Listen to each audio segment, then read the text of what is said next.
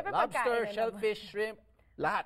Okay. Basta pagka- Well, actually, kung shrimp din lang naman yung gusto mo, pwede ba yung camaron and ukoy ni Chef Ron Bilaro? Kamaron and ukoy ni Chef Ron.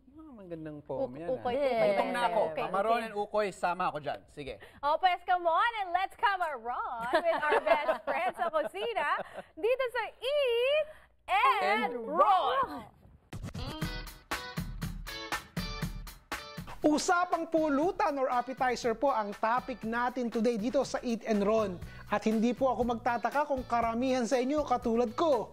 Ang pangtapat sa pulutan ay hindi serbesa, kung hindi, kanin. Gagawa po tayo ng kamaron rebusado. Gagawa rin tayo ng crab rangoon. At gagawa rin po tayo ng ating napaka-classic na shrimp okoy. Ready na po kayo? At kung gusto niyo po ng exact recipes ng ginawa natin today, punta lang po kayo sa Chef Ron Bilaro Facebook page. Marami po akong recipes na ipinopost doon on a regular basis. Kamaron rebusado. Pagsamahin natin ang mga sumusunod. Eggs, all-purpose flour, cornstarch or corn flour, baking powder, baking soda, chicken powder or seasoning, salt and pepper, and slowly whisk in very cold water until you get to this kind of consistency. Nakikita nyo ba? Then, dip your peeled shrimp and slowly and carefully release it into the cooking oil. Fry it until it turns to golden brown. Para hindi po masyadong mamantika, place kamaron into a plate lined with paper towels. Now, let's do the ukoy.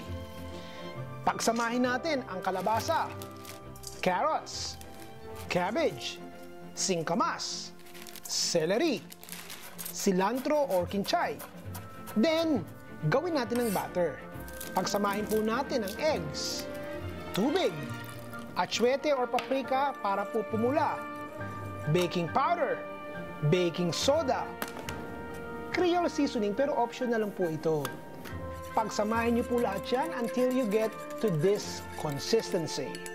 Then, whisk in flour and cornstarch. Isama na po natin ang mga gulay at syempre ang hipon.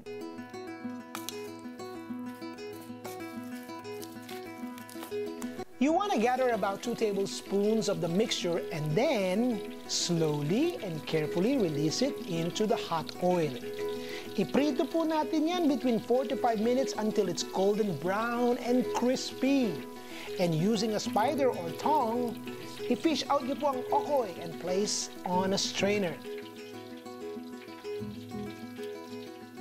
Ready for crab rangoon? Here it is. Imitation crab meat, real crab meat. I-combine niyo po ang softened cream cheese. Okay lang po kung fat-free. Scallions, and season it with salt and pepper.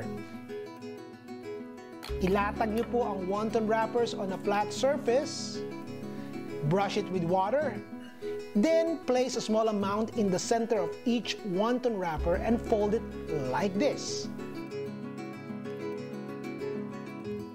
Pagtapos na, iprito niyo na! Crab rangoon.